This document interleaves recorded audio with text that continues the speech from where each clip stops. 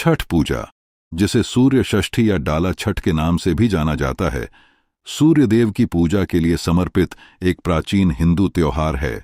यह मुख्य रूप से बिहार, झारखंड, उत्तर प्रदेश और नेपाल के कुछ हिस्सों में बड़े उत्साह और जोश के साथ मनाया जाता है। यह 4 दिवसीय त्योहार दिवाली के छठे दिन पड़ता है और पृथ्वी पर जीवन को बनाए रखने के लिए सूर्य देव के प्रति आभार व्यक्त करने का एक तरीका है। यह त्योहार प्राचीन वैदिक काल से है और इसका उल्लेख ऋग्वेद, महाभारत और रामायण जैसे विभिन्न हिंदू धर्म ग्रंथों में किया गया है।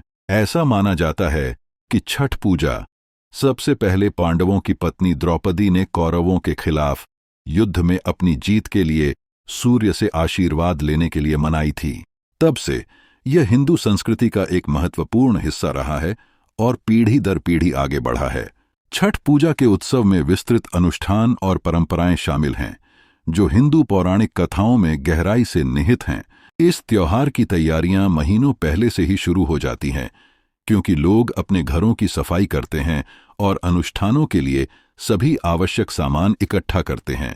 त्योहार की शुरुआत नहाए खाए से होती है, जहां भक्त सूर्योदय से पहले पवित्र नदी या तालाब में डुबकी लगाते हैं और सूर्य देव को अर्पित करने के लिए खीर, मीठे चावल की खीर और भात उबले हुए चावल जैसे पारंपरिक व्यंजन तैयार करते हैं। दूसरे दिन, जिसे खरना के नाम से भी जाना जाता है, भक्त पूरे दिन बिना पानी पिए कठोर उपवास रखते हैं। व्रत को सूर्यास्त के बाद खीर और फलों के विशेष प्रसाद के साथ तोड़ा जाता है।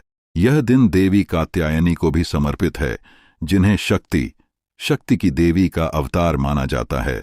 तीसरा दिन छठ पूजा का सबसे महत्वपूर्ण दिन होता है, जिसे संध्या अर्घ्य के नाम से जाना जाता है। इस दिन भक्त सूर्योदय से पहले नदियों या तालाबों के किनारे इकट्ठा होते हैं और उगते सूरज को अर्घ्य देते हैं।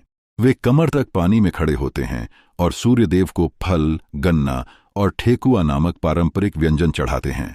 ठेकुआ गेहूं के आटे, गुड़ और घी से बनी मिठाई है और इसे छठ पूजा के दौरान अवश्य खाया जाने वाला व्यंजन माना जाता है। त्योहार के अंतिम दिन को उषा अर्घ्य कहा जाता है, जहां भक्त सूर्योदय से पहले नदियों या तालाबों के किनारे फिर से इकट्ठा होते हैं और डूबते सूर्य को अर्घ्य देते हैं।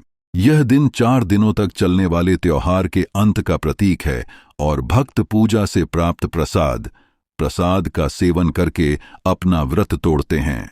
छठ पूजा के अनुष्ठानों का गहरा आध्यात्मिक महत्व है। माना जाता है कि पानी में खड़े होकर सूर्य देव को अर्घ्य देने से मन, शरीर और आत्मा पर उपचार और शुद्धिकरण प्रभाव पड़ता है। ऐसा भी कहा जाता है कि इससे व्यक्ति के जीवन में अच्छा स्वास्थ्य, समृद्धि और खुशी आती है। अपने धार्मिक महत्व के अलावा छठ पूजा प्रकृति और उसके तत्वों का उत्सव भी है। सूर्य की पूजा सूर्य के प्रकाश, पानी और ऑक्सीजन जैसे जीवन निर्वाह संसाधन प्रदान करने के लिए प्रकृति के प्रति कृतज्ञता का प्रतीक है।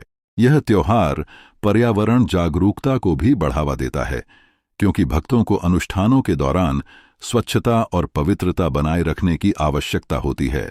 छठ पूजा सिर्फ हिंदू भक्तों तक सीमित नहीं है। सभी धर्मों और समुदायों के लोग समान उत्साह के साथ इस त्योहार को मनाने के लिए एक साथ आते हैं। यह पारिवारिक पुनर्मिलन का समय है, क्योंकि लोग अपने प्रियजनों के साथ जश्न मनाने के लिए अपने गृहनगर लौटते हैं। छठ पूजा के दौरान माहौल लोगों के बीच खुशी, भक्ति और एकता से भरा होता है।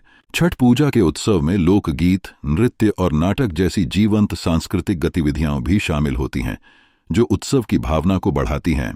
सड़कों और घाटों, नदी के किनारे को रोशनी, दिए, तेल के दिए और रंगोली, जमीन पर बने रंग बिरंगे पैटर्न से खूबसूरती से सजाया जाता है। पूरा शहर भक्ति गीतों की आवाज और पारंपरिक भोजन की खुशबू से जीवंत हो उठता है। हाल के दिनों में छठ पूजा ने वैश्विक मान्यता प्राप्त कर ली है और दुनिया के विभिन्न हिस्सों में भारतीय प्रवासियों द्वारा मनाया जाता है।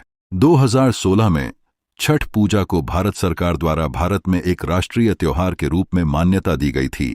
यह मान्यता न केवल भारत की सांस्कृतिक विविधता को दर्शाती है, बल्कि हमारी प्राचीन परंपराओं और त्योहारों को संरक्षित करने और बढ़ावा देने के महत्व को भी उजागर करती है। अंत में, छठ पूजा सिर्फ एक त्योहार नहीं है, ये कई लोगों के लिए जीवन जीने का एक तरीका है। यह प्रकृति के प्रति आस्था, भक्ति और कृतज्ञता का एक सुंदर संगम है। 4 दिनों तक चलने वाला यह त्योहार लोगों को एक साथ लाता है, पारिवारिक बंधन को मजबूत करता है और व्यक्तियों के बीच सामुदायिक भावना पैदा करता है। इस शुभ अवसर को मनाते हुए हमें प्रकृति द्वारा हमें दी गई सभी चीजों के लिए आभारी होना चाहिए और आने वाली पीढ़ियों के लिए इसे संरक्षित करने का प्रयास करना चाहिए। छठ पूजा की शुभकामनाएं।